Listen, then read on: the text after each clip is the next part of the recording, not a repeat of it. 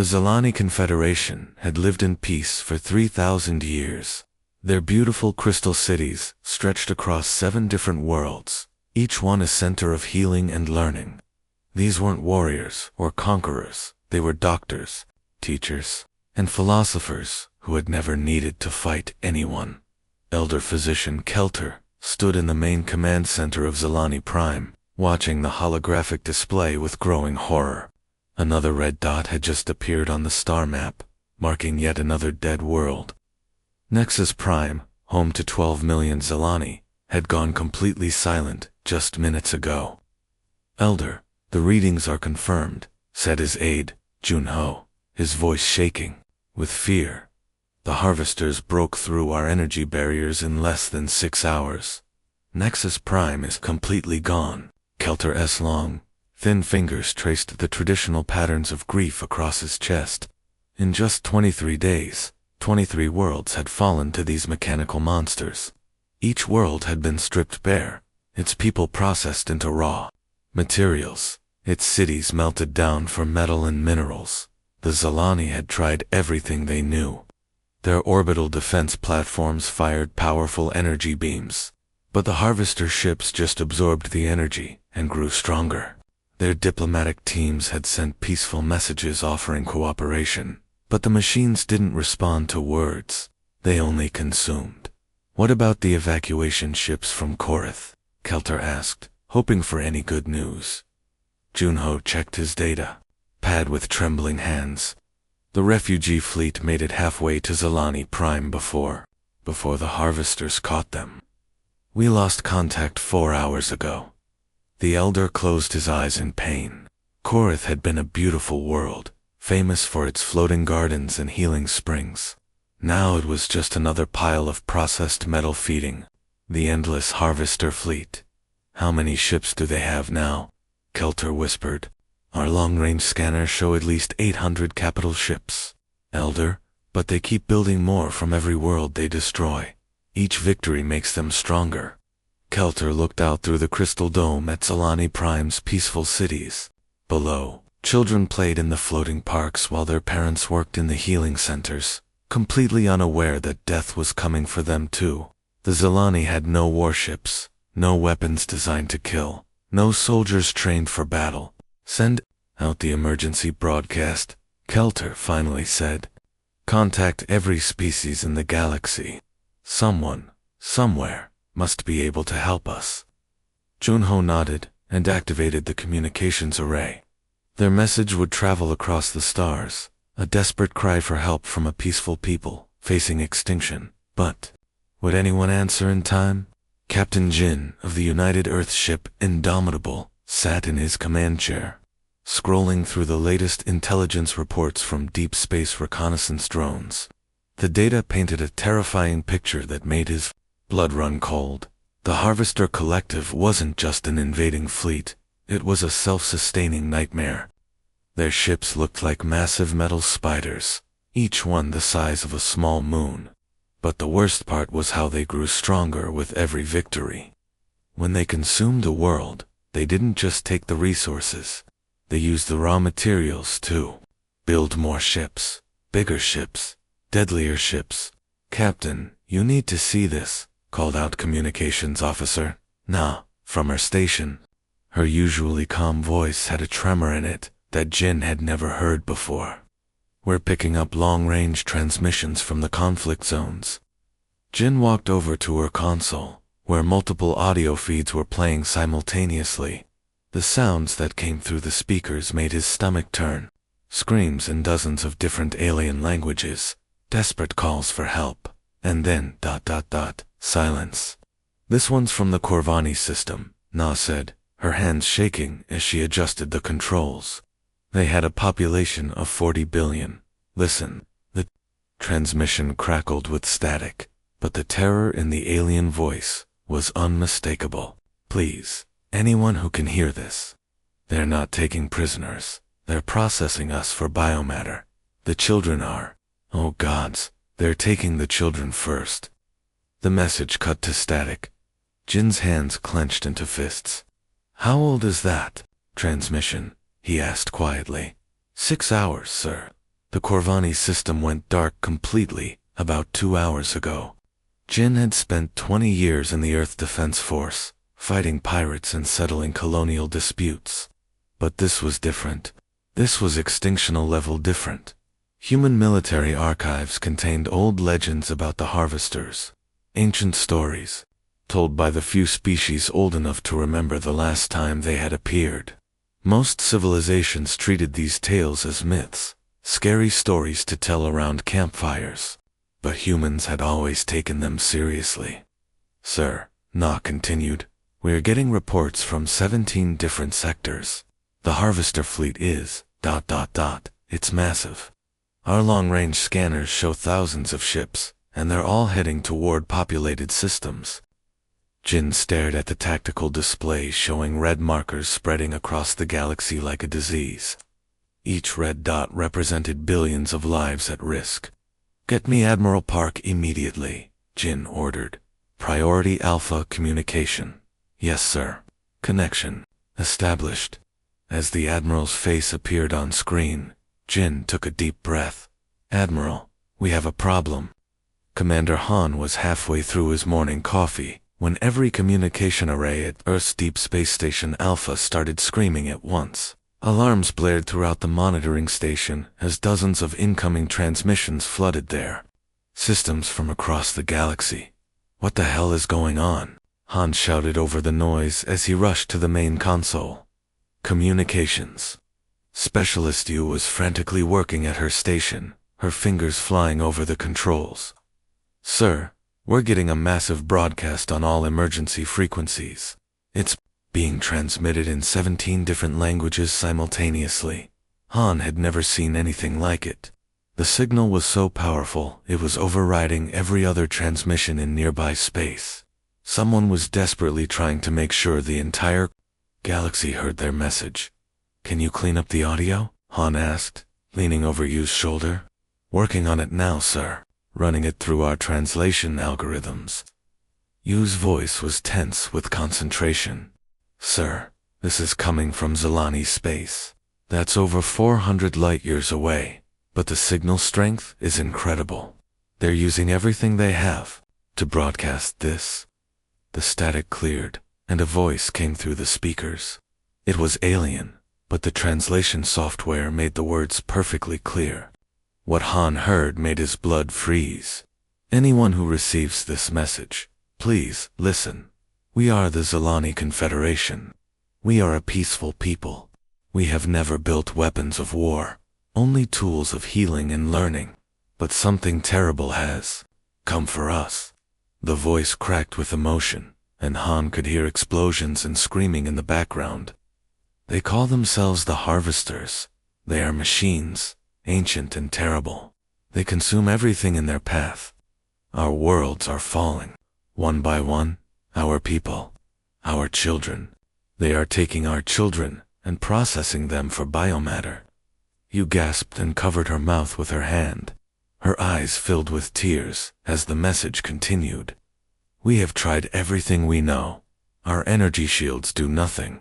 Our words mean nothing to them. They do not negotiate. They only consume. If anyone who receives this message has the power to help us, please.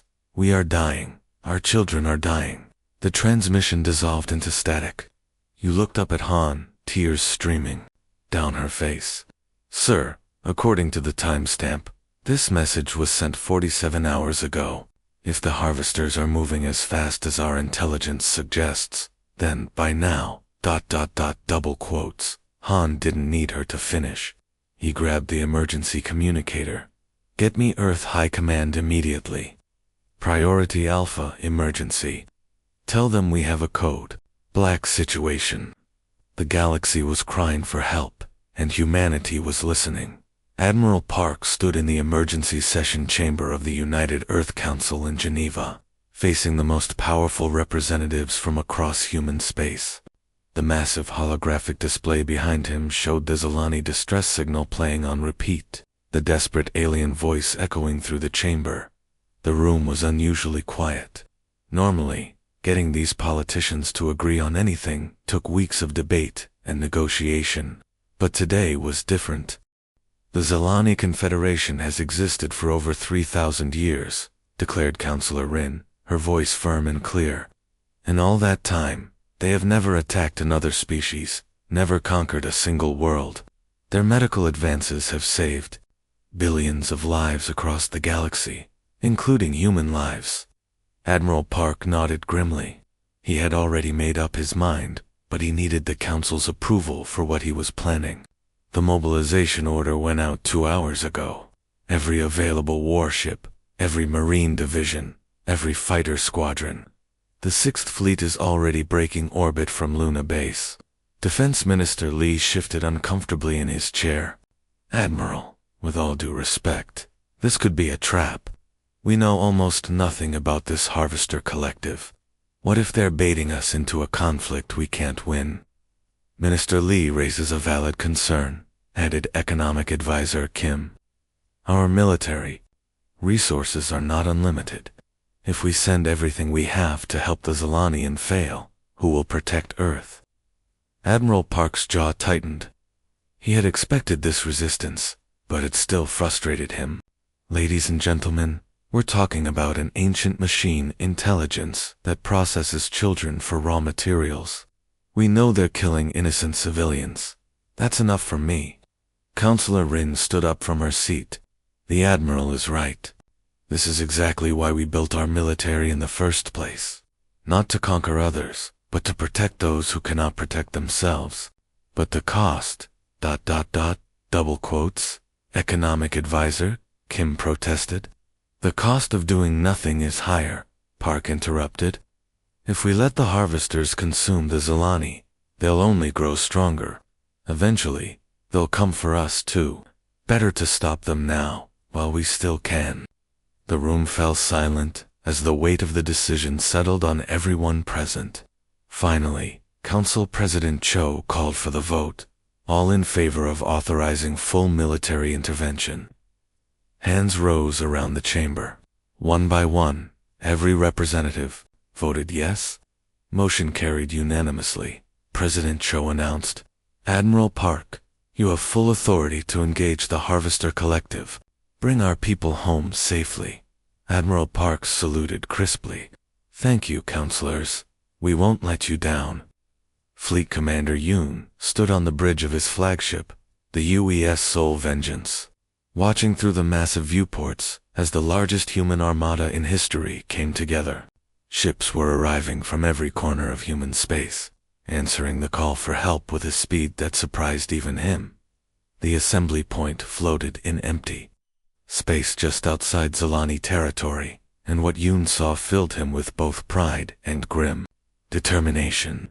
Heavy battle cruisers drifted alongside sleek destroyers, their hulls bristling with weapons that most alien species found disturbing, where other civilizations built elegant ships with smooth curves and energy weapons. Humans built angular monsters designed for one purpose: war.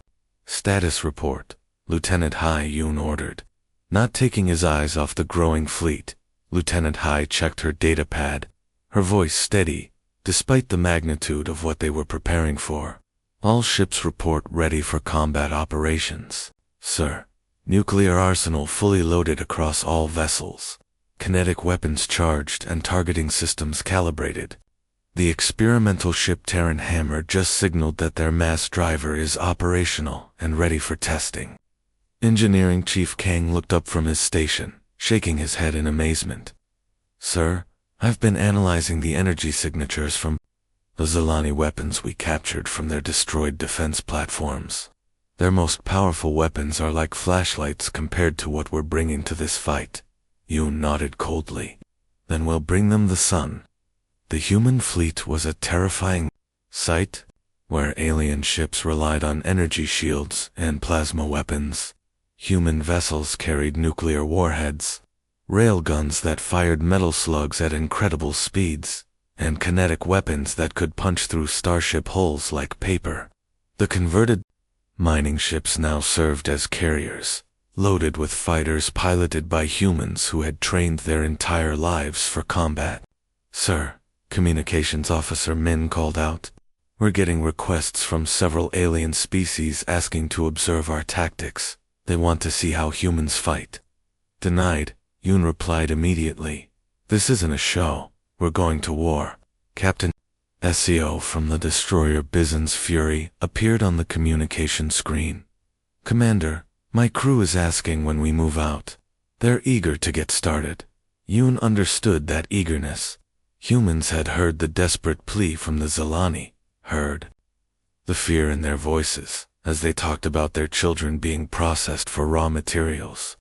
That kind of evil demanded swift justice. All ships, prepare for jump to hyperspace. We're going to show the galaxy what happens when you threaten innocent people while humans are watching. Captain Mi gripped the armrests of her command chair as the destroyer Soul's Fury dropped out of hyperspace into absolute chaos. The first thing she saw through the main view screen made her heart sink. Zilani Prime was dying. The beautiful crystal cities that had sparkled like jewels across the planet's surface were now burning. Massive harvester constructs, each one larger than entire city blocks, moved through space like mechanical vultures. Their dark metal hulls gleamed as they systematically tore apart the elegant orbital stations that had protected the Zilani homeworld for centuries. Captain, we're receiving desperate transmissions from the surface, reported Communications Officer Park. The Zilani are broadcasting on all frequencies. They're begging for anyone to help them. Me could see why. The Zilani's energy-based defense grid was completely useless against the harvesters. Beautiful blue beams of concentrated power struck the machine ships and simply disappeared, absorbed by their adaptive shields. The machines didn't even slow down as they continued their methodical destruction. Those aren't ships, whispered Tactical Officer Zheng. They're processing plants. Look at the smaller ones. They're actually harvesting debris and people from the orbital stations. Mi watched in horror as mechanical tendrils reached out from the smaller harvester units, grabbing chunks of metal and other things. The machines were literally eating everything in their path, converting it into raw materials for their fleet. Captain, the lead harvester construct is moving toward the planet's main population center, reported Gunner Choi. Estimated civilian population down there is 12 million. Not today, Mi said through gritted teeth, weapons free. Target the largest construct. Ma'am, the Zilani energy weapons aren't even scratching them, Choi warned. We're not the Zilani. Fire.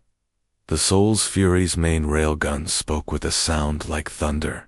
A tungsten rod, accelerated to nearly 20% the speed of light, crossed the distance to the harvester construct in milliseconds. The impact was devastating. The kinetic projectile punched clean through the first harvester ship, then through the second one behind it, then through the third. All three massive constructs simply broke apart, their hulls unable to withstand the simple, brutal physics of a very heavy object moving very fast. Direct hit, confirmed. Choi shouted excitedly. 3 hostiles eliminated with 1 shot. The remaining harvester ships stopped moving. Their adaptive algorithms, designed to counter energy weapons, had no idea how to process what had just happened. Sir, Choi added with a grin, I don't think they understand what just hit them. The space around Zilani Prime turned into the largest battlefield in human history. Admiral Park stood on the bridge of his flagship, Humanity's Wrath, watching as hundreds of human ships engaged the Harvester Collective in a fight that would be remembered for generations. The battle was unlike anything the galaxy had ever seen. Where the Harvesters expected energy weapons, human ships fired missiles that exploded in nuclear fire. Where their adaptive shields prepared for heat damage, human railguns sent tungsten rods crashing through their hulls at incredible speeds. Admiral, Fighter Wing 7 is requesting permission for a suicide run on the main Harvester command ship. Reported Tactical Officer Sundot Park watched his tactical display as Lieutenant A's fighter squadron dove toward a massive Harvester construct. Her voice crackled over the comm system, calm despite flying straight into certain death. This is Lightning Leader. My ship's damaged, and I can't make it back to the carrier anyway. I'm going in. Park watched helplessly as A's fighter screamed toward the Harvester command node, anti-aircraft fire lighting up space around her. At the last second, her ejection pod shot clear while her fighter, loaded with a nuclear warhead, slammed into the enemy ship and detonated. The explosion lit up half the battlefield, and the Harvester command ship simply vanished. Marines are reporting successful boarding actions on multiple enemy vessels, Sun continued. They're fighting hand-to-hand inside Harvester ships. The machines don't know how to handle close combat. Park nodded grimly. Human Marines were doing something no other species had tried, actually boarding the enemy ships and fighting the machines with knives, explosives, and pure determination. Sergeant Ko's voice came over the com from inside a Harvester vessel. We're in their processing center. These things don't know what to do when we get up close. They're designed to fight ships, not infantry. The Harvester Collective's ancient hive mind was struggling. For millions of years, it had fought predictable enemies with energy weapons and defensive strategies. But humans were chaos incarnate. They rammed damaged ships into enemy vessels. They detonated nuclear weapons in their own ships to take out larger targets. They fought with a wild unpredictability that broke every algorithmic model. Captain Yu, voice came over the fleet. Come. All ships, concentrate fire on the central processing hub. Let's end this. The human fleet turned as one toward their target, ready to finish what they had started. The silence that followed the final explosion was almost deafening. Admiral Park stood on the bridge of humanity's wrath, watching as the last Harvester construct broke apart in a brilliant flash of light. Around Zilani Prime, the space that had been filled with thousands of enemy ships just hours ago was now empty, except for floating debris. Commander, So's voice crackled over the com from her pursuit squadron. Admiral, we've completed our sweep of the outer system. The last 3 fleeing Harvesters have been eliminated. I repeat, no enemy survivors detected. Park felt a weight lift from his shoulders. The Harvester Collective had been known to rebuild entire fleets from just a few surviving ships. That's why they couldn't let even one escape. Final status report, Park requested, his voice steady, despite the magnitude of what they had just accomplished. Captain Yoon appeared on the main screen, his uniform torn and blackened from the battle, but his expression triumphant. All Harvester forces eliminated, sir. 0 enemy survivors. We've confirmed the destruction of their core processing. Ship the one that was commanding the entire fleet. Park nodded slowly, still barely believing it. In just 72 hours, humanity had done what no other species had managed in thousands of years. They had completely eliminated a Harvester Collective fleet. Looking at the tactical display, Park could see the beautiful crystal cities of Zilani Prime still gleaming on the planet's surface. They were scarred from the attack, but they were intact. Millions of Zilani civilians were alive because of what his people had done. Sir, Communications Officer Min called out, we're receiving thousands of messages from across the galaxy. Word of our victory is spreading fast. What kind of messages? Park asked. Gratitude. Sir, and ... amazement. Several species are asking how we defeated an enemy that had been considered unstoppable. Engineering Chief Lim spoke up from his station. Admiral, our casualty reports are coming in. We lost 47 ships and about 8,000 personnel. But we saved over 2 billion Zilani lives. Park closed his eyes for a moment, thinking of the brave souls who had given their lives for people they had never met. Lieutenant A, who had flown her fighter into a command ship. The Marines who had fought hand-to-hand inside enemy vessels. All the crew members who had made the ultimate sacrifice. Send a message to Earth Command, Park ordered. Mission accomplished. The Harvester threat has been eliminated. For the first time in millennia, the galaxy could sleep peacefully. Elder Physician Kelter stood in the newly rebuilt council chamber of Zilani Prime, his crystalline features catching the soft light from the floating healing crystals that adorned the walls. The chamber had been hastily repaired after the Harvester attack, but it still carried the scars of that terrible day just 1 week ago. Across from him, Admiral Park looked tired but proud. The human military leader had barely slept since the battle ended, coordinating rescue efforts and helping to rebuild the Zilani defense systems. His uniform was clean now, but Kelter could see the weight of command in his eyes. "Admiral Park," Kelter began, his voice filled with emotion that transcended species barriers. "I have lived for over 400 years. I have seen the rise and fall of civilizations, witnessed the birth of stars and the death of worlds. But never have I seen such courage, such selflessness as your people displayed." The elder gestured toward a holographic display showing the reconstruction efforts across Zilani space. Human engineering teams worked alongside Zilani healers, sharing knowledge and resources freely. "We offer everything we have," Kelter continued. "Our medical knowledge that can extend your lifespans by centuries. Our crystal technology that can power your ships. Our worlds themselves, if you wish them. How can we possibly repay this debt?" Admiral Park shook his head with a gentle smile. "Elder Kelter, friendship isn't a debt that needs to be repaid. Your people dedicate their lives to healing and wisdom. Our people are warriors and protectors. That's not a transaction, that's just who we are." Communications Officer Min approached the Admiral with a data pad. "Sir, we're getting reports from across the galaxy. The news of our victory over the Harvesters is spreading faster than we expected." Park took the pad and read quickly. 17 different species have sent official messages of gratitude. The Corvani survivors want to establish a permanent alliance. The Nexus Federation is asking for military cooperation agreements. Kelter nodded thoughtfully.